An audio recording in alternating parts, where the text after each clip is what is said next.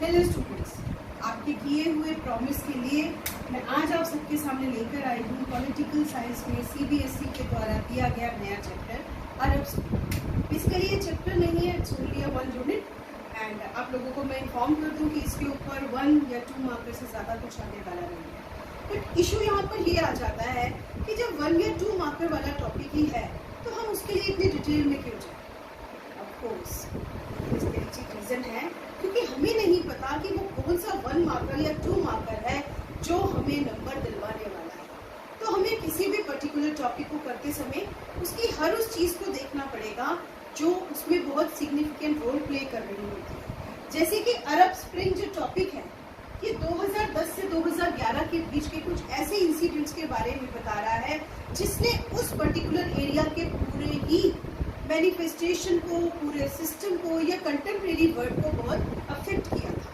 तो यहाँ पर मैं आपके साथ डिस्कस करने से पहले एक छोटी सी बात आपसे शेयर करना चाहूँगी कि being a history and political science teacher, जो टॉपिक आपका एक हिस्टोरिकल बैकग्राउंड के साथ आ जाता है, वहाँ पर आपको ध्यान रखना पड़ता है कि उस पर्टिकुलर इवेंट के होने के कॉजेज क्या रहे और उन कॉजेज के बाद कौन से वो प्रोटेस्ट, डेमोन्स्ट्रेशंस या कौन से इम्प्लीमेंटेशंस हमें नजर आते हैं, then what would the effect of that particular event. आज हम अरब स्प्रिंग की बात करते समय मैं एक और छोटी सी चीज आपसे इंटरेस्टिंग शेयर करती हूँ, वो है स्प्रिंग, ओनली स्प्रिंग।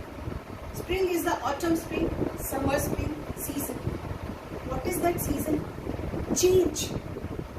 जब सितंबर अक्टूबर का सीजन आता है तो हम उसे ऑटम स्प्रिंग की बात करते हैं।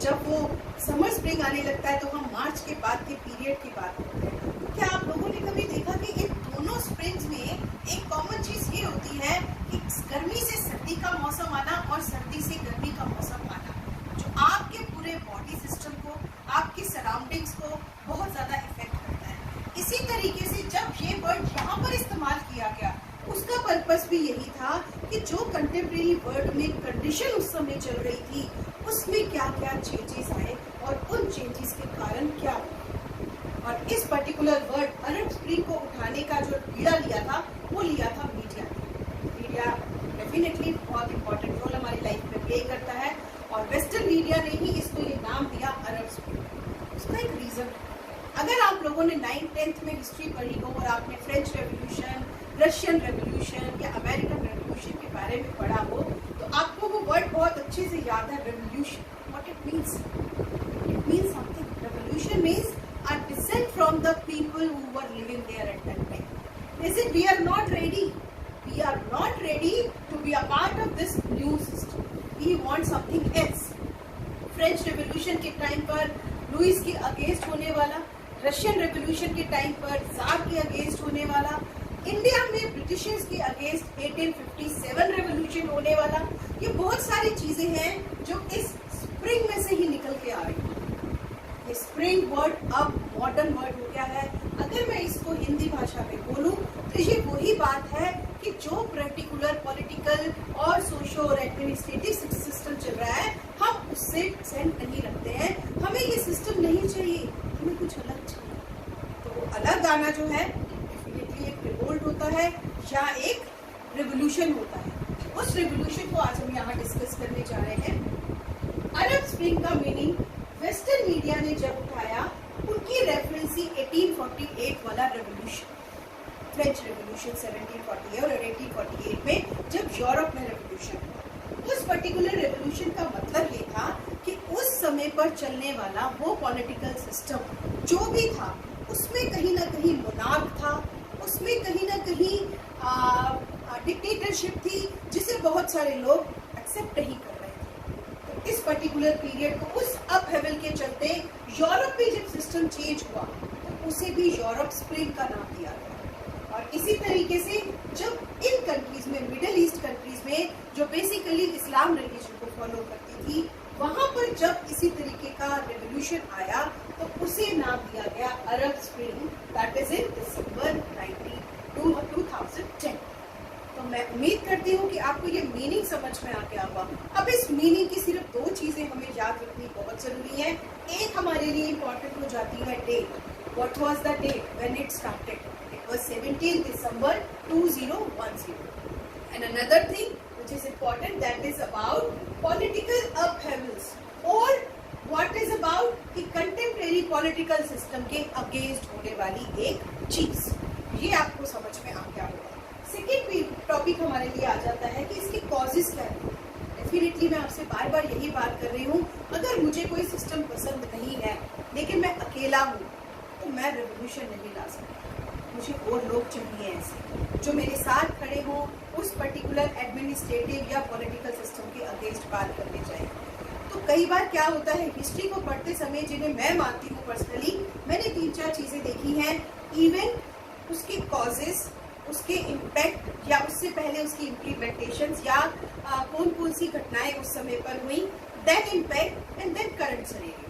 तो ये जो चीज़ें हैं ये स्टेप बाय स्टेप हायरार्की के सिस्टम से ही चलती है। तो सेकेंड पॉइंट में हम कॉजेस का डिस्कशन करेंगे, जहां पर बताया जा रहा है people were not satisfied with the contemporary political system. What was that? Means it was monarch, it was dictatorship and it was a series of pro democracy that developed largely in Muslim countries.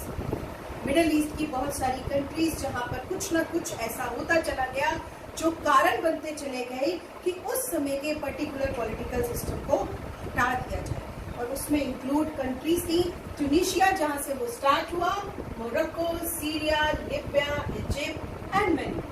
Causes को discuss करने के बाद मुझे personally ये लगा कि आप लोगों को कुछ बेसिक इन्फॉर्मेशन होनी भी बहुत जरूरी है। ये बेसिक इन्फॉर्मेशन इसलिए जरूरी है क्योंकि हमें नहीं पता 1 मार्कर 2 मार्कर कौन सा आना है। जनरली हम टीचर्स, बीइंग अ टीचर्स, हम स्टूडेंट्स को बोलते हैं हमें नहीं पता, हम पेपर बनाते समय देखेंगे हमें कौन सी चीज इंपॉर्टेंट डालनी है। होता क्या है, हम सोचते हैं ये 5 चीजें जो मैम ने नोटबुक में करा दी, these are important, others is not. So ऐसा नहीं होता। आप लोगों को किसी भी पर्टिकुलर टॉपिक को अगर करना है तो उसकी वो बेसिक चीजें सारी जरूरी है जो आपको पता होनी चाहिए। तो यहाँ बेसिक इन्फॉर्मेशन जो मैंने अपना 3rd बुलेट बनाया उसको मैं डिस्कस करने जा रही हूँ आप लोगों के साथ, जिसमें फर्स्ट था related to that groups of people who were protesting against the resulted regime के against। regime कौन सा, चाहे वो monarchy थी चाहे वो dictatorship थी, उसके against काम करना, and they basically wanted to awaken about the fundamental needs। अगर आप लोगों ने पॉल साइंस, अगर आप लोगों ने हिस्ट्री या अगर आप लोगों ने सोशियोलॉजी कभी ध्यान से पढ़ी हो तो हमें ये पता है कि हमारे लिए 3 बेसिक नीड्स क्या है, that is food, shelter and clothing.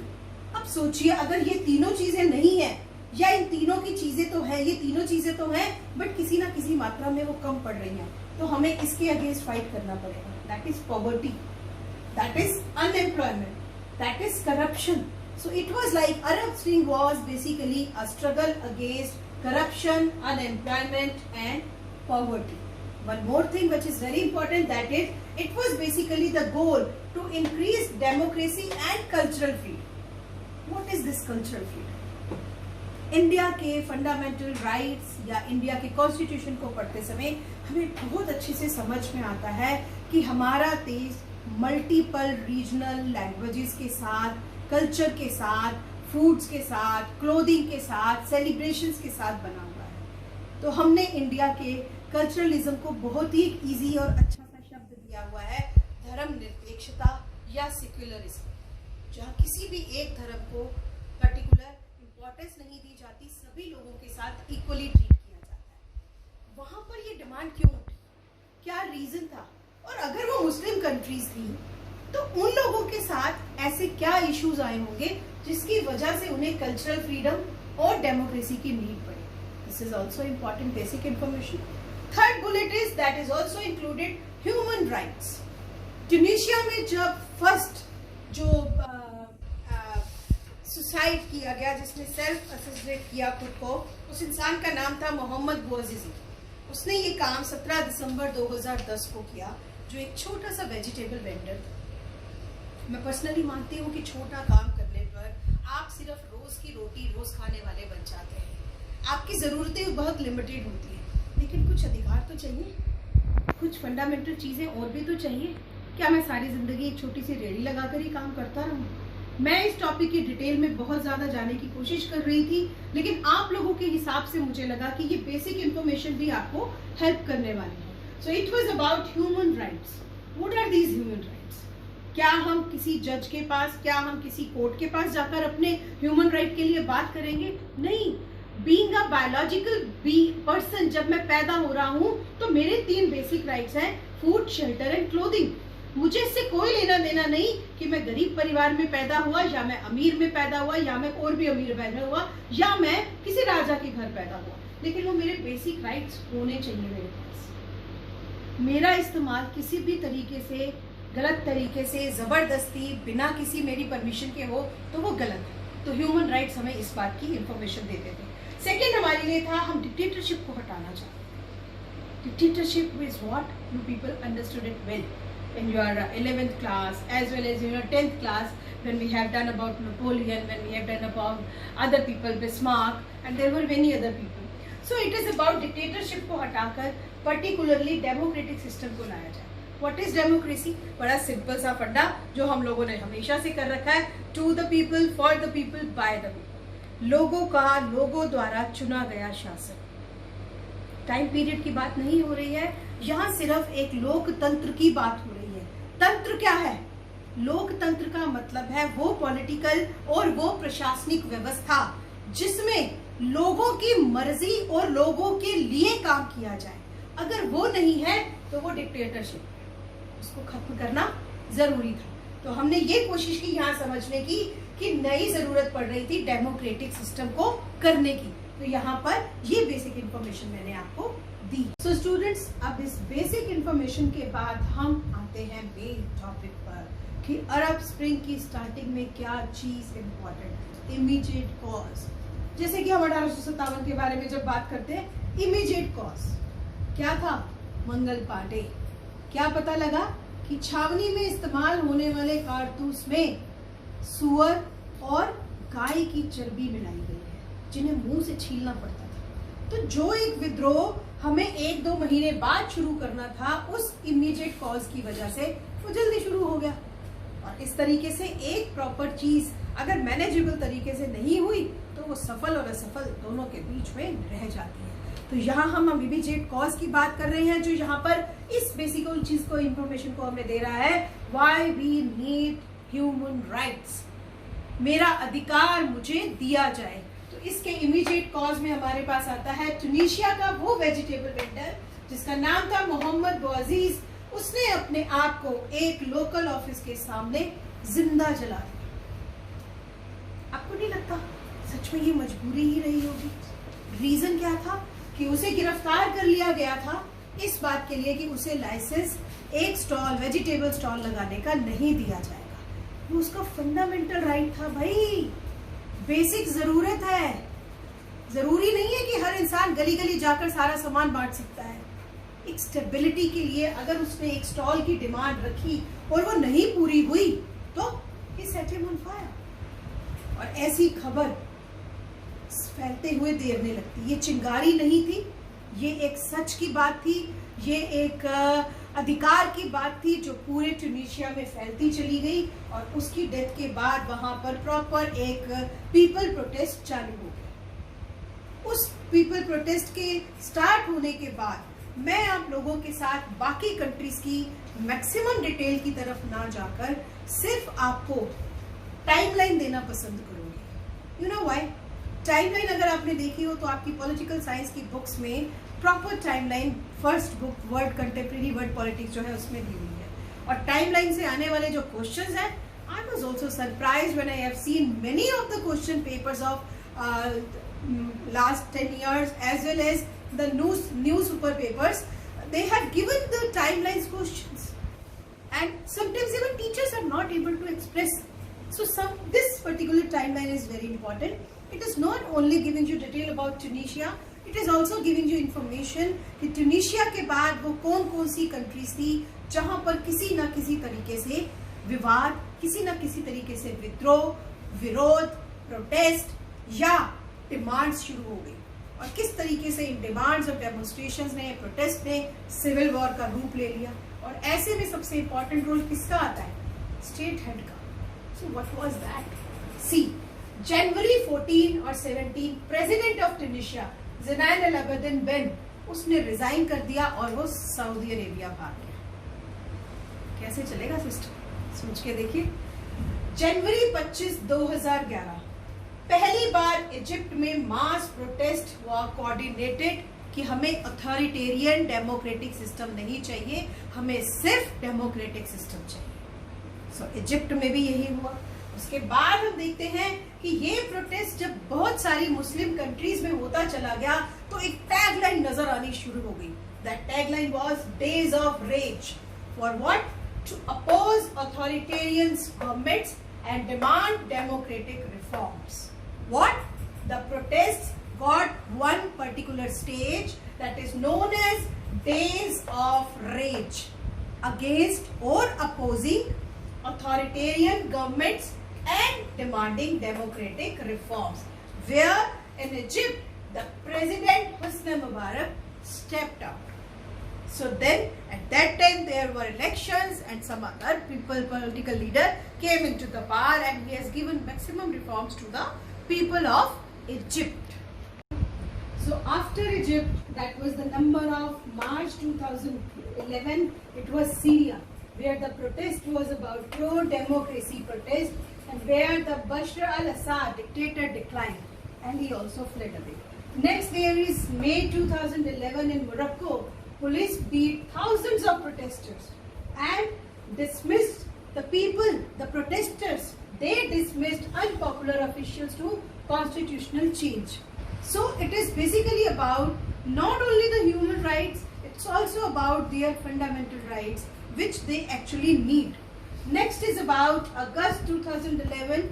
There was a rebel in Libya which was launched as a battle to take control of Tripoli, the capital, where the Colonel Gaddafi was overthrown in October and civil war happened and people turned to Europe for new opportunities. The reason behind the government which was established there, that was the dual government. People were not in the favor of dictatorship. That government was also working and the other republic kind of government was also working. So people wanted to get more opportunities for their elevation of poverty, elevation of unemployment. So they wanted to prefer to go to new opportunities in Europe. Next is about Yemen. In Yemen also in September, they hold a 1 million man march, a large scale pro-democracy protest. Here also dictator Ali Abdullah Saleh, a power sharing agreement he has done, but country engulfed in a civil war. Means the power sharing agreement which has been done by the dictator, it was not accepted by the people. The people who were like 1 million man march. So this is about the timeline which is very important to know that how the steps has been taken. Some kinds of results could be there and the particular notes which has been provided by your teachers to you, you can just note it down. Here I am just trying to give you a brief and crux of Arab Springs to you. Next part that is very important is about the impact or the result of Arab Springs. So students, we are at the last part of the Arab Spring, that is about effects, aftermaths, results कि अरब springs की वजह से वो कौन से important points हैं जो हमें सामने नजर आते हैं या जिन्हें हमें याद रखना पड़ेगा. Following matches as well as the MCQ or as the fill in the blanks or as the direct one word answer. Any particular question on 1 marker could come to you. So you have to revise it well. So that is about कि ये जितनी भी movements अरब springs के नाम से Tunisia से शुरू हुई, उन्होंने पूरे मिडल ईस्ट और नॉर्थ अफ्रीका को बहुत अच्छे से प्रभावित किया, उस पर बहुत प्रभाव डाला, बहुत सारी उन बातों के लिए जिनके लिए शायद वहाँ की जनता अवेयर ही नहीं थी, उन्हें पता ही नहीं था कि हमारे कौन से बेसिक राइट्स होने चाहिए. Second, social media. Yes, of course social media ने बहुत इंपॉर्टेंट रोल प्ले किया. उन्होंने हमें सपोर्ट किया, प्रमोट किया इस अरब स्प्रिंग को. किस तरीके से? एक ऐसा क्रांतिकारी कदम या एक ऐसी क्रांतिकारी हवा चली जिसने अपने विद्रोहों, अपने प्रदर्शनों के माध्यम से सरकार को या किसी पर्टिकुलर मोनार्क को अपने कॉन्स्टिट्यूशनल सिस्टम, संवैधानिक व्यवस्था को, प्रशासनिक व्यवस्था को बदलने के लिए मजबूर कर दिया. थर्ड इंपॉर्टेंट पॉइंट कि चाहे वो अरब स्प्रिंग बहुत जगह पर अपने पंख फैलाता चला गया, बहुत सारी कंट्रीज में वो फैलता चला गया। लेकिन उसके साथ साथ हम इस बात से भी इनकार नहीं कर सकते कि 2010 और 11 का वो पर्टिकुलर पीरियड इंस्टेबिलिटी मतलब अस्थायित्व और विद्रोह को दबाने के नजरिए को कब नहीं कर पाया। अगर वहां पर प्रोटेस्ट हो रहे थे, अगर वहां पर गृह युद्ध सिविल वॉर हो रही थी, वहां पर प्रदर्शन किए जा रहे थे, वहां लोगों ने सुसाइड कर लिया या पुलिस ने उनको बहुत मारा, उसके बावजूद चेंजेस आने के बावजूद दिमाग में और ये समझिए कि उस व्यवस्था में किसी भी तरीके के स्थायित्व को हम नहीं देख पा रहे हैं। वहां अभी भी हमें ऑपरेशंस इस तरीके के दबाव यानी कि सरकार का अपना रोब मौजूद था। लास्ट एंड वेरी इंपॉर्टेंट जिसे हम नहीं भूल सकते कि ये वो पीरियड था जहां पर पहली बार मिडल ईस्ट एरिया की डिफरेंट कंट्रीज ने अपनी मांगों को रखना सीखा, मानव अधिकारों की बात की, पॉवर्टी को दूर करने के लिए कदम उठाने की कोशिश की, अनएम्प्लॉयमेंट खत्म करने की बात की, यूरोप की तरफ उन्होंने देखना शुरू किया और साथ ही साथ पर्टिकुलर पीरियड की गवर्नमेंट को ये सोचने पर मजबूर किया कि अगर हमें स्थायित्व की तरफ जाना है तो मानव अधिकारों के साथ साथ उनकी फंडामेंटल्स बेसिक राइट्स को हमें समझना पड़ेगा, निभाना पड़ेगा और अपने देश को तरक्की की तरफ लेकर जाना पड़ेगा।